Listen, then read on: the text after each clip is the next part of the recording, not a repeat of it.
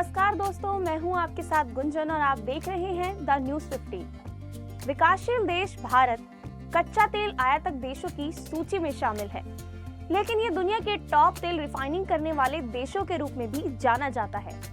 भारत की रिफाइनिंग कंपनियां भारत की घरेलू मांग से ज्यादा तेल रिफाइन करती हैं। ऐसे में ईयू ने भारत पर आरोप लगाए थे और कार्यवाही की मांग भी की थी, मगर अब 1 महीने बाद ईयू अपने बयान से पलट गया है। 1 महीने पहले ईयू विदेश नीति के प्रमुख जोसेफ बोरेल ने कहा कि भारत यूरोप में रूसी तेल के रिफाइंड उत्पादों का निर्यात कर रहा है। उन्होंने कहा कि अगर भारत रूसी तेल से बना डीजल और गैसोलीन भारत में बेच रहा है तो यह सीधे तौर पर रूस के खिलाफ लगे प्रतिबंधों का उल्लंघन करना है।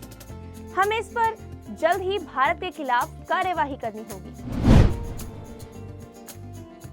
कार्यवाही की इस धमकी का पलटवार करते हुए भारत के विदेश मंत्री एस जयशंकर ने ईयू के विदेश नीति प्रमुख जोसेफ को ईयू काउंसिल रेगुलेशन को पढ़ने की सलाह दी और कहा कि मैं जोसेफ से यह आग्रह करता हूं कि वे ईयू काउंसिल रेगुलेशन को एक बार फिर पढ़ लें।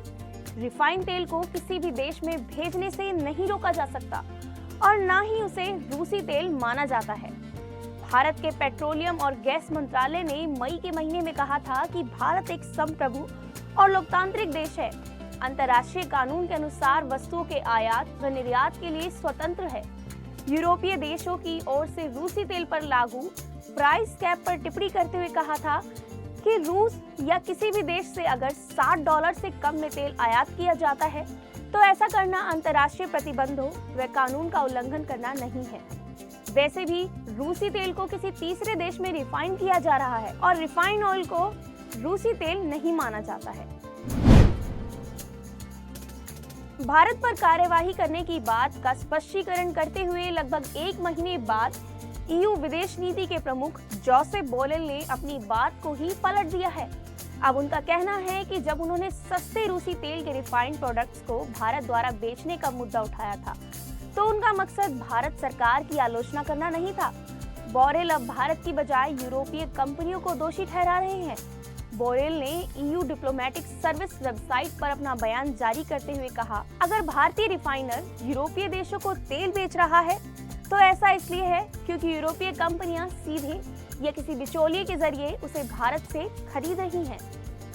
अगर देखा जाए तो भारत को इस सबसे बड़ा फायदा हो रहा है। यूरोपीय देशों में रिफाइंड ऑयल निर्यात करने से भारत को अच्छा लाभ मिल रहा है। भारत आज रूस से इतना तेल इंपोर्ट कर रहा है कि यूरोप को तेल एक्सपोर्ट करने के मामले में सऊदी अरब को भी पीछे छोड़ दिया है।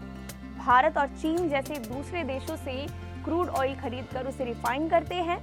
भारत में ऑयल रिफाइन करना बेहद सस्ता है और यूरोप इस बात को अच्छे से जानता है। उसे अपनी भी जरूरतें पूरी करनी थी, इसलिए चाहकर भी यूरोप भारत के खिलाफ खुलकर स्टैंड नहीं ले सका।